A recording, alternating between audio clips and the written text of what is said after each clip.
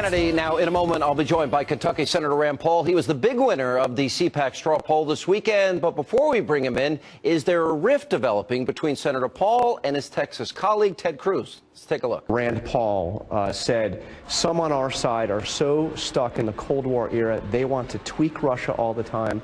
And I don't think that's a good idea. What's your reaction to that? I'm a big fan of Rand Paul. He and I are good friends. I don't agree with him on foreign policy. I think U.S. leadership is critical in the world. And I agree with him that we should be very reluctant to deploy military force abroad.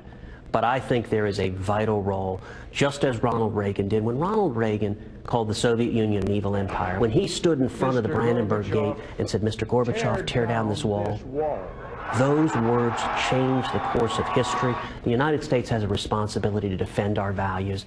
All right, here to respond to this and much more is Kentucky Senator Rand Paul. First of all, Senator, congratulations. Your reaction, big, dramatic straw poll victory 2 years in a row by a very significant margin. What's your reaction to that? Well, you know, I'd always rather get first than second. And okay. So somebody asked me over the weekend, they said, "Do you think these straw polls are important?" And I said, well, only if you get first. If you get second, yeah, not so important. But no, we're excited about it. As you've been there, there are thousands of young kids there, and it is really exciting. And you do feel that energy of all these college kids and some a little older than college. What do you think it is about your message? And your dad always, to his credit, he always did well at CPAC and the straw polls. What is it about your message that you think is appealing to this younger CPAC crowd? Well, the thing about it is, if you talk to kids, my kids included, they're on their cell phone all the time. Their whole life revolves to their cell phone. I laughingly say that sometimes we'll text our kids when they're in the basement and say, "Where are you?"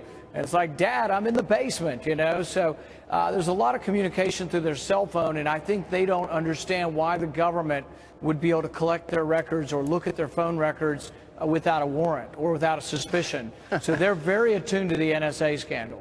Well, you really have taken on, excuse me, my voice is still shut. You really have taken on a lot of issues, and one is outreach. The second one is the NSA. Third, going after the president.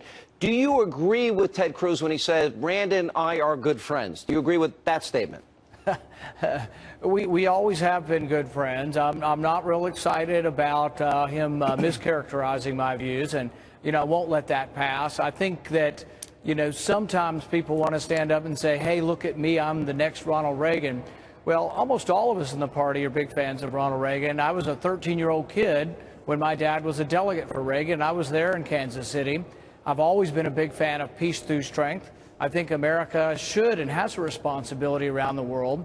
And really, virtually all of the opinions that have been coming from Republicans are somewhat the same on this, that Putin should be condemned, he should be isolated. I favor sanctions against Putin.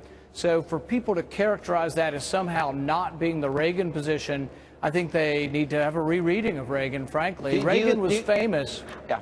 Do you think that your positions are the same then, or basically the same? I think on a lot of these issues, yeah, that I'm well within the Republican tradition, well within those who are here. I think that we do need to have a stronger presence and project a stronger ideas of cultivating freedom around the world. And I also agree, though, with Ronald Reagan, who often said, or in one of his inaugural speeches said to potential adversaries, "Don't mistake our reluctance for war for a lack of resolve." Reagan was strong. He built up the military. He had a military that was